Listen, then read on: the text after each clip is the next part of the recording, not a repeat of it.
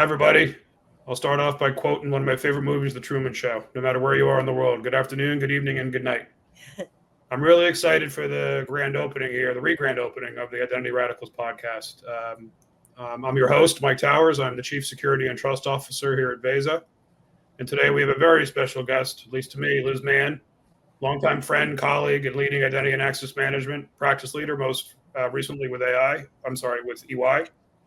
In this episode, we'll be discussing the evolving role of identity governance in the cloud, and we'll throw in a little AI. So sorry for that Freudian slip. Liz, it's great to have you here. Mike, it's great to see you as always. And I kind of love the idea of slipping in AI, right? It's great. AI talking instead of me.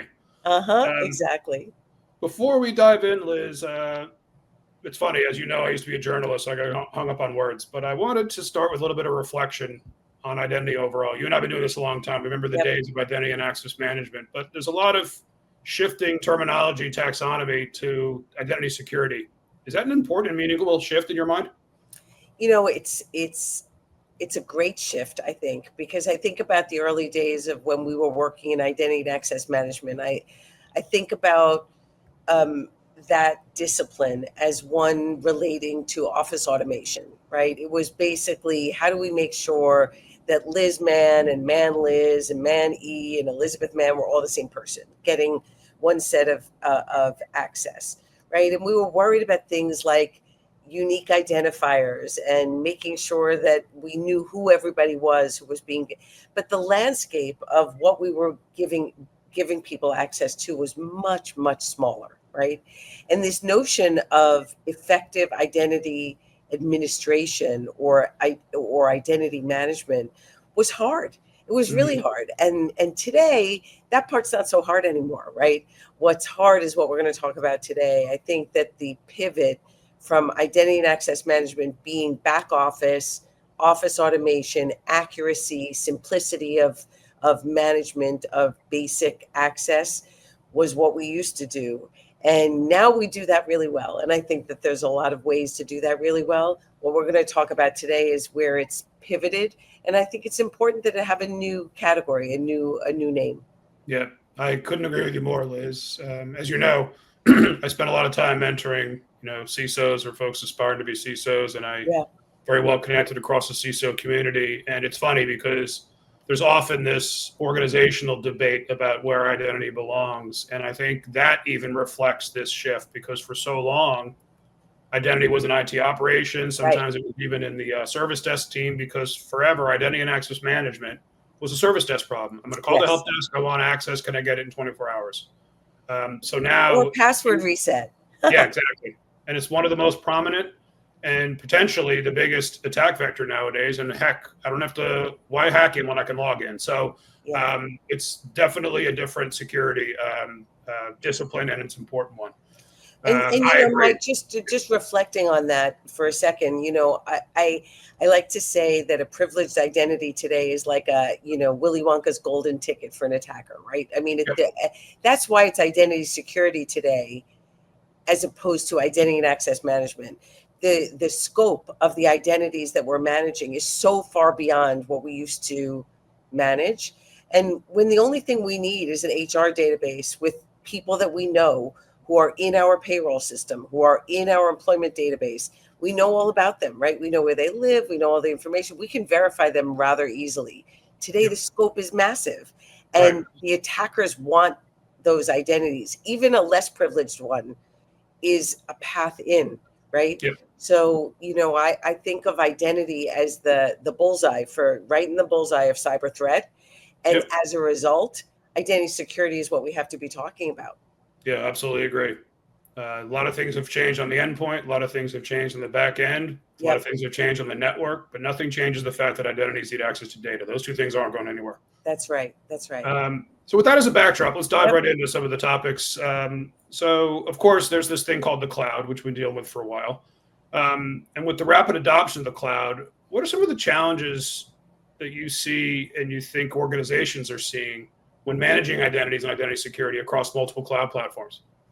So for me, cloud is just another location for resources that you have to decide whether or not you need to manage them, right? I think that for a long time, people were moving things to the cloud and saying, well, it's out in the cloud, somebody else is managing it for me. And the reality is that that has created an exposure for organizations as they leverage these elastic, giant, kind of untouchable environments. And what's also happened is that organizations sign up for services in the cloud. And I don't think the same discipline around identity security has been applied in those environments as we have typically done in either on-prem or corporate applications that are part of corporate resources. So, the scope got really huge. The amount of data is massive. But for me, the big concern is if I have identities inside my organization with privileges inside my organization who also get access to cloud-based services and cloud-based applications, how does their access proliferate in Yep. those environments, right? And Yep. do I know it, right? Do I know it? Who am I relying upon to know that those privileges are appropriate? And, it's always scary. You and I have been through this before. How do I offboard people out of those applications? How do I undo access if I don't even know that they have it? Right. Right. Right. So this is, I think, cloud. It's cloud is part of the ecosystem that we'll talk about today. That simply means that the boundaries are pretty much gone.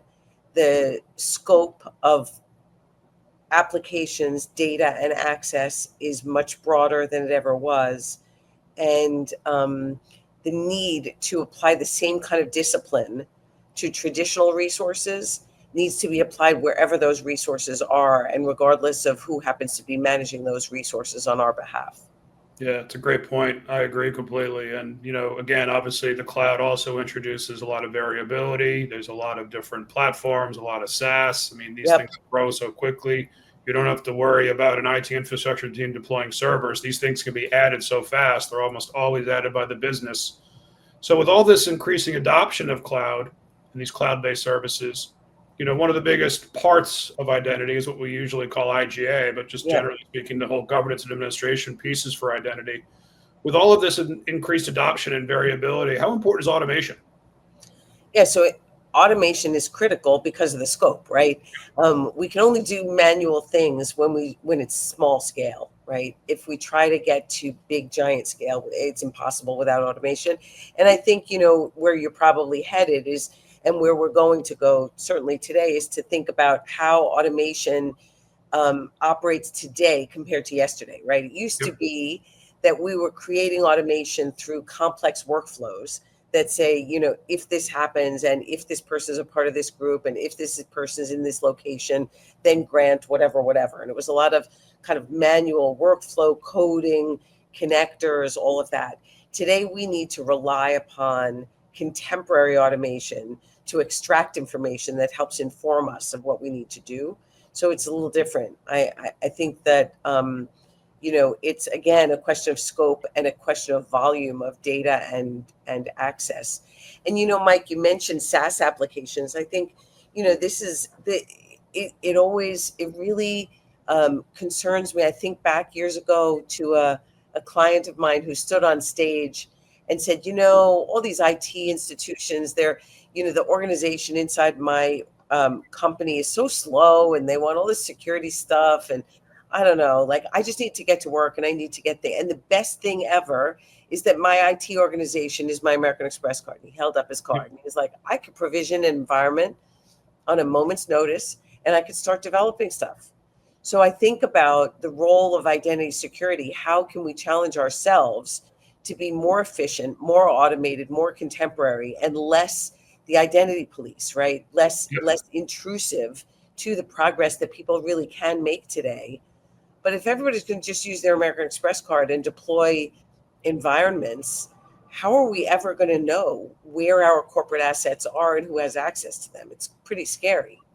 No, it is. And it's so true because one of the most common themes I hear and see when speaking to fellow CISOs, fellow enterprise technology leaders is that every business in every industry, no matter what industry you are, obviously some are more advanced than others, but you Yep. need to do data, digital, and technology to be competitive and to achieve your business objectives in today's digital economy.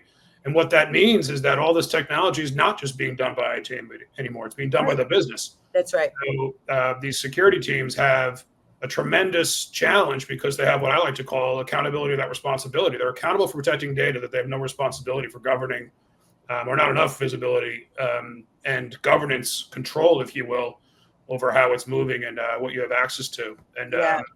yeah. Yeah. And speaking of security, go Yeah. ahead. Before you go there, sorry, but I was thinking about, you and I have a friend and mentor in common who used to tell us all the time that you don't want security to be so strong that it inhibits innovation, right? Yep. Like you don't want to make people afraid to use the resources that we're giving them. So I think that as people contemplate, as practitioners out there contemplate, how do you apply security and identity security to the environment?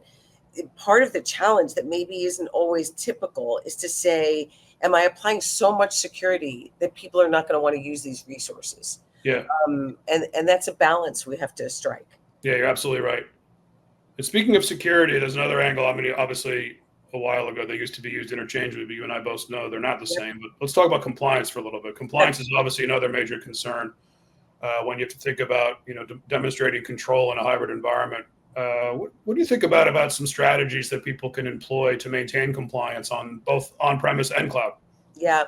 So, as you know, I spent a good part of my career at EY, and things like compliance become a real big thing. We talk about it a lot.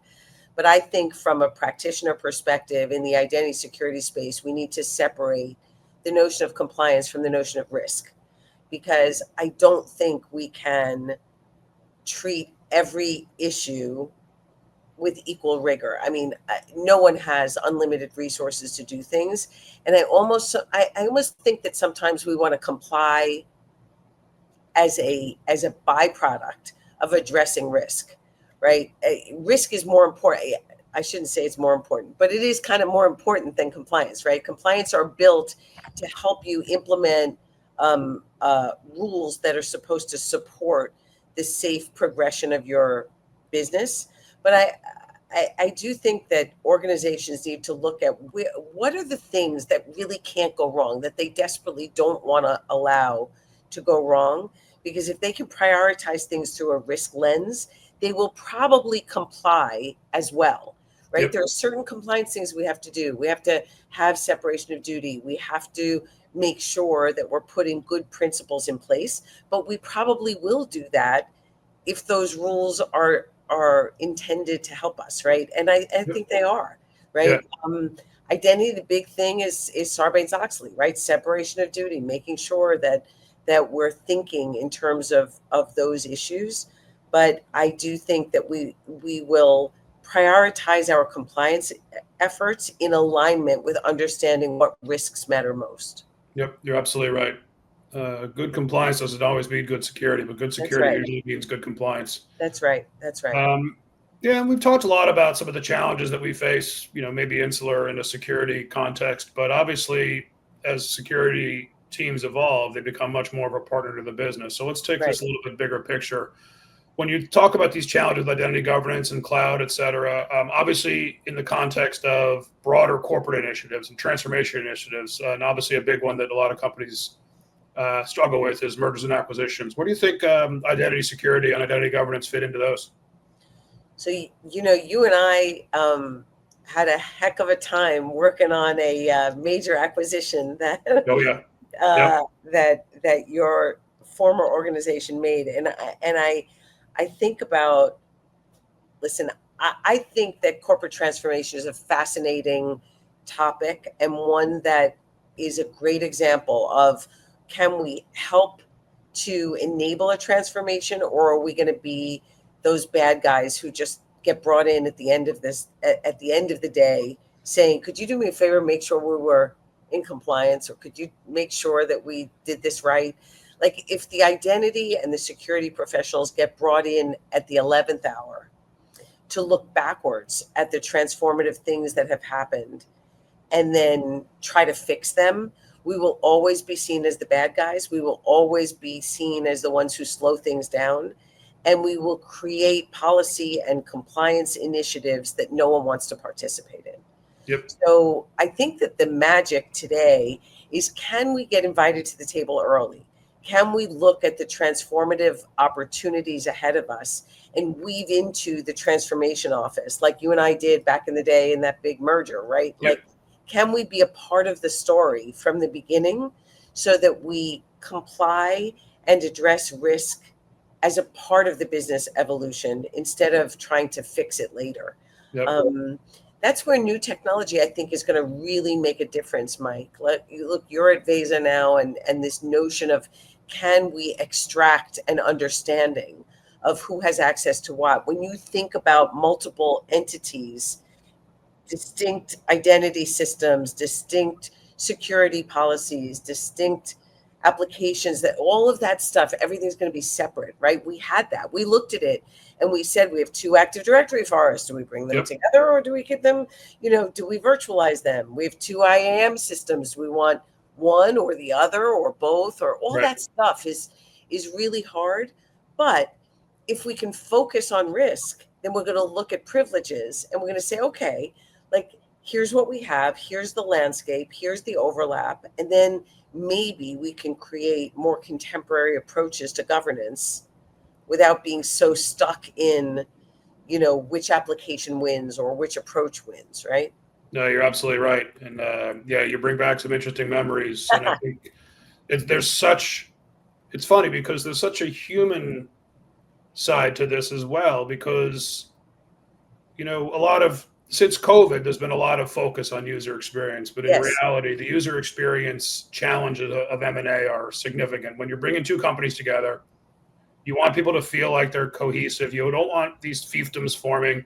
You want to make sure people are getting the access to the job they need, that the company actually is operating efficiently as a combined entity as quickly as possible. Right. And nothing will derail that quicker than poor identity and poor security and inappropriate access or inconsistent access. Right. And I just remember, during some of these tough ones where we were buying 4 or 5 companies a quarter, and some Yep. people were getting 3 accounts, some people weren't getting any accounts for 3 That's right. weeks, which is crazy. So definitely a really, really powerful example of where doing identity security well can be a pure and really, really impactful business enabler. I mean, I think it can enable synergies, it can enable efficiencies, it can enable the progress, right? Same Yep. thing happens on divestitures. We've seen those too, Mike. You and I have worked on those. And, when you carve out a part of an organization, divest it to be an entity unto itself, making yeah. that carve out is really hard. What do most people do? They copy and paste everything that's in Yep. parent company to the new company and then peel it away over time, right? So Yep. the divested entity is over engineered, too heavy on tech, too heavy on everything, right? Yep. In the one you and I most recently worked on, the merger that we worked on, I mean, we were saying, okay, so Mike needs access over here, so we'll create an account in that other side, and then Liz needs access over here, so we'll create one. And how did we ever resolve sort of these extra accounts that were created? Yep. And then you see some industries that have these legacy applications where you can't do anything about that, right? Yep. I had a CISO of a life insurance company tell me one day that this application we were looking at will stay exactly as is until the last policyholder that's managed by this application dies, right? Right. So this thing was like this archaic thing on a mainframe where every time you needed more access, you had to get another identity. Like, Yeah. he had Crazy. 32 and you had 45, and like, it was craziness. So you can't get ahead of that unless you can extract that data and manage the data somehow. No, you're absolutely right. Yeah. Let's shift a little bit to go outside the traditional corporate walls a little bit and talk about the wider ecosystem, and obviously with partnerships, supply chain, et cetera. What are some of the identity security and identity governance challenges in that context, especially in the era of cloud? Yeah, I mean, certainly in the era of cloud, but you and I have spent a lot of time in this third-party risk world and, partner world, ecosystem world, right? And I mean, everybody has seen the current events lately. Like, the supply chain whether you're talking about physical supply chain or supply chain events like a SolarWinds a couple of years ago, or any one-to-many attack vector is very attractive to the bad guys, right? If I can attack a system that lots of organizations use, I'm going to get a lot more bang for my buck, right?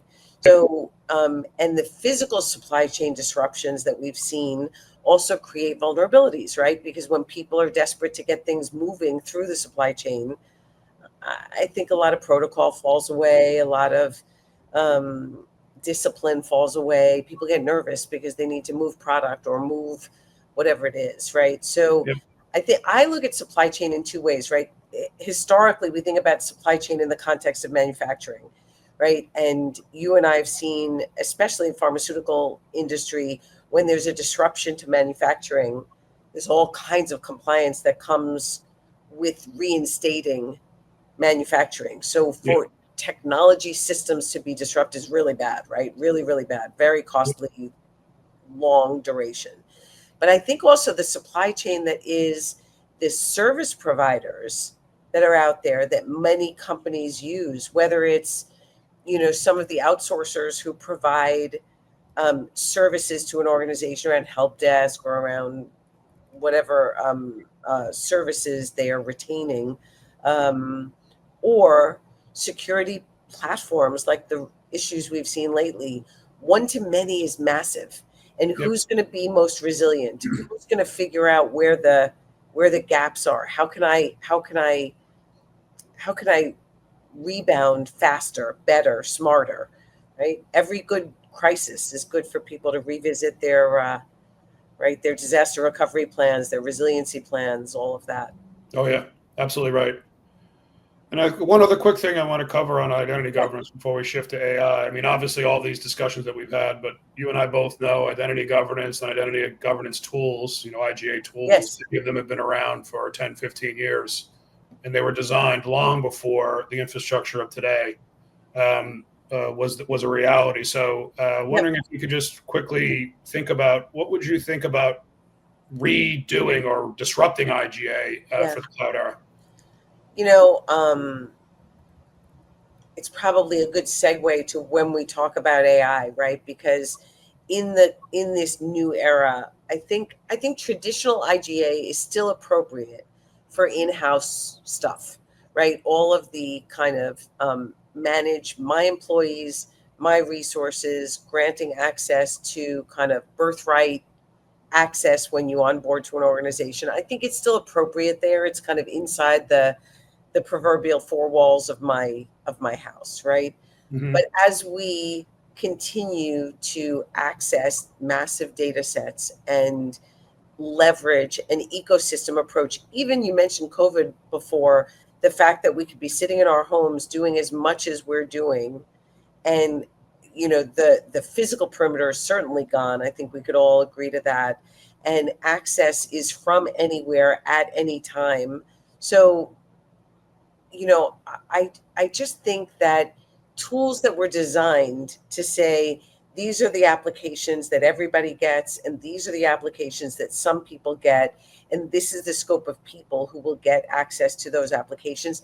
That sort of very concrete thing that we used to think was hard that got a lot easier. I think those older tools are still appropriate. And by the way, those older tools are not the first generation of those tools. They're the second or third generation of those tools. If I really look back at my history and identity, the more current ones that we think of as conventional IGA tools are not first generation IGA. We had a couple generations before that. So, but now today, how do we manage, and what are we managing? It's no longer Mike underscore Towers versus Towers M, right? Now it's really like, here's this guy, Mike. You never know where he's going to be, and he needs access to a whole bunch of stuff.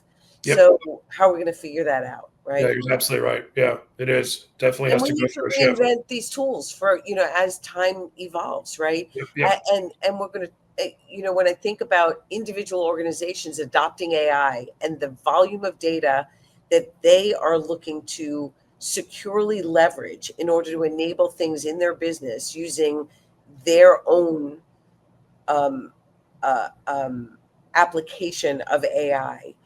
Right. Yeah. It's just it's not. No one ever imagined this scale or scope. And Yep. going back to your comments earlier about compliance, good luck to us complying from a global perspective. Yeah.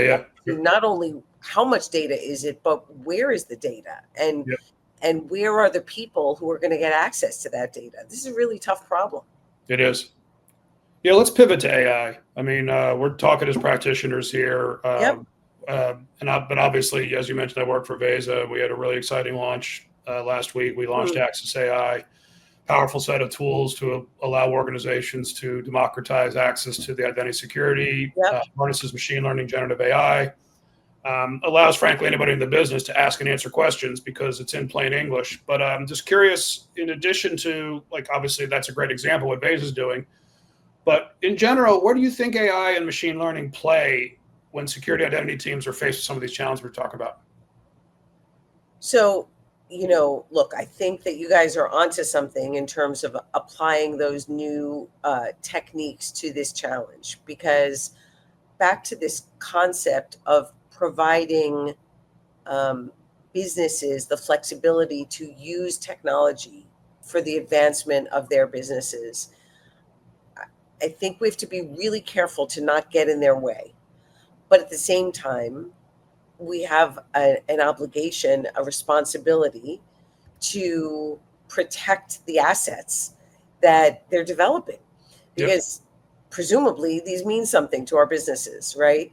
So, I think this turning it around to say I'm going to use my ability to inspect privileges, turning it around the other direction, instead of saying to an application owner, you have a responsibility to follow these rules in granting access and reviewing access.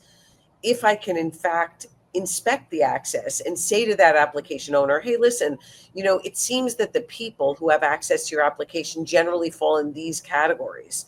Can I be more intuitive to be able to say, you know, I'm going to make this easier for you? These all Yep. fit, right? This stuff doesn't seem to fit.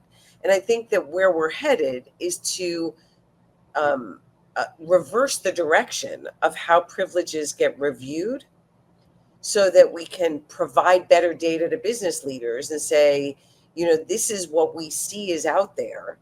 Are you okay with this? You're building these assets, you're managing these assets that are critical to your business. Does this seem right to you? Yeah. I'd Yeah. much rather have that conversation Yep. than have a Agreed completely. conversation that goes in the old direction, Yep. right? Yep. And obviously, the concept of least privilege is something we've been striving for a long Right. time, which is obviously really, really difficult the more variability you add. Um, do you think AI can help organizations finally enforce least privilege?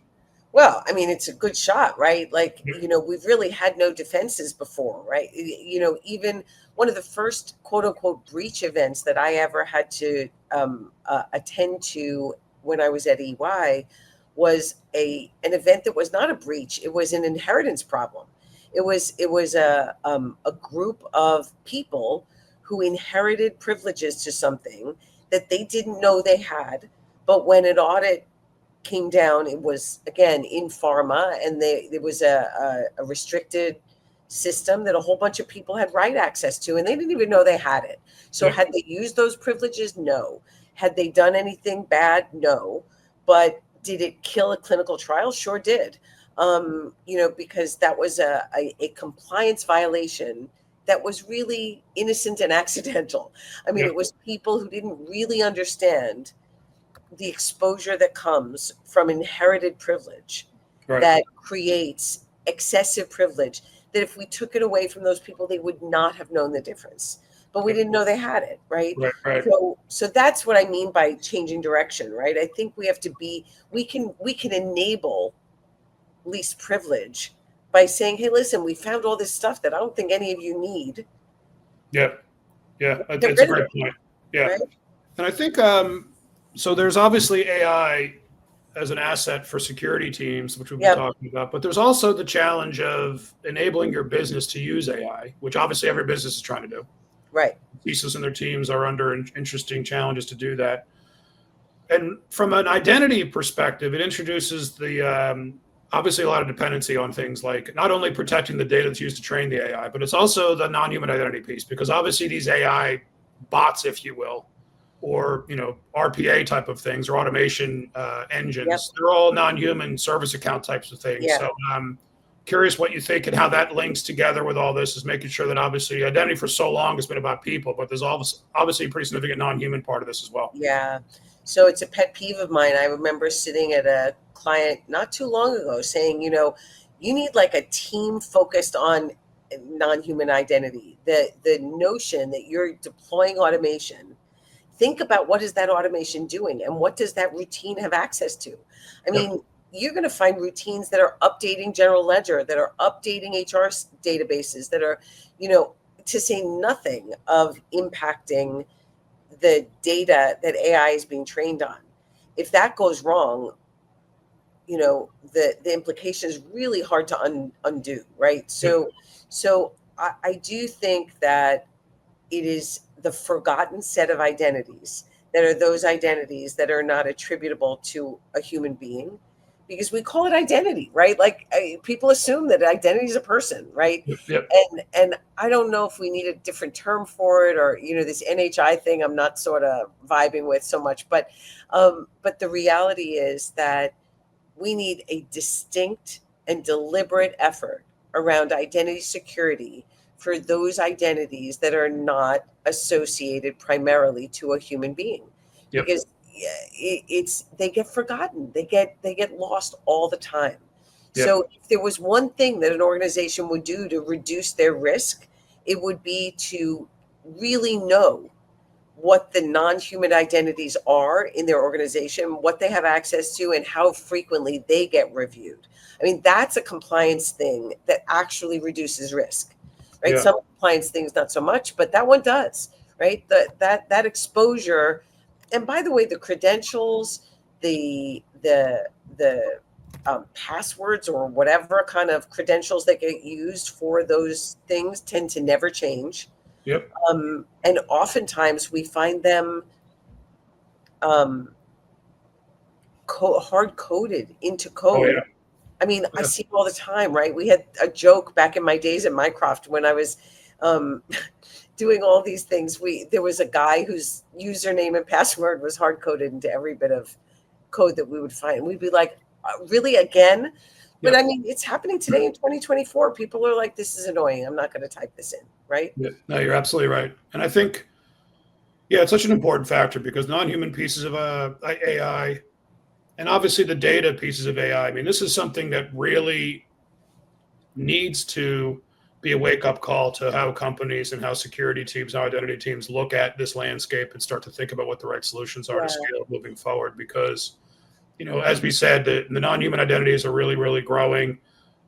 There's many more non-human identities than there are human That's ones. right. That's right. And then to have the granular access control, automated provisioning, continuous monitoring and auditing, all of that is really, really critical. And especially in the world of AI, where, I always, I think actually you've seen some of my slides where I had Mr. Miyagi on the screen, where it said there's no such thing as a bad student, only a bad teacher. And the same applies for AI. Yeah. If you're not training AI with good data, AI is not going to help you very much. That's so right. I think that there's a whole element here of control that really, really needs to be thought of. And you need a really scalable cloud scale solutions that can cover humans and non-humans to do it. So, but you know what, Mike, the other thing, just like if we could reinforce to listeners who are in the practitioner chair, who are in a CISO or related role, if ever there was a time to build relationships with the business, it is now. yep. I really think that we have to get CISOs out of the back office, out of the IT basement, and into the boardroom. I mean, they need to be a part of corporate discussions about security, and corporate culture needs to start adopting this notion that you transform IT without security at the table has to stop. Yep. Right? Even in the most advanced, largest scale consultancies out in the market, security is somehow separate from IT. Why is that? Yeah. Like, enough already. I mean, Yep. if IT is at the table, security needs to be at the table. And there Yep. is nothing today that's not digital, right? Like that, it seems so obvious, and yet it's not happening. And I do think that just like the IGA tools of yesterday may not be appropriate for today, the approach that people take to serving in that CISO role also has to change. They have to really be relationship builders. Yep. Couldn't have said it better myself. I absolutely agree. And there's no better example of that than identity, because the business uses identities all day, every day, whether they know That's it or right. not. And if they're managed properly and they have the right access, it could be a tremendous asset to them in their day-to-day jobs. Liz, let's close there. Thanks so much for sharing your expertise, your insights. It's been a real pleasure having you on. Thank you so much for joining me. I loved it, Mike. I'll talk to you anytime, any day. You know that. It's been great. Thank you very much. Thank you, Liz. And thank you for all our listeners for tuning in. Until next time, I should say stay classy, San Diego, but I'll say stay secure. To see more Identity Radicals content, please subscribe to the Identity Radicals podcast on YouTube by scanning the QR code in the screen. Thanks, everybody.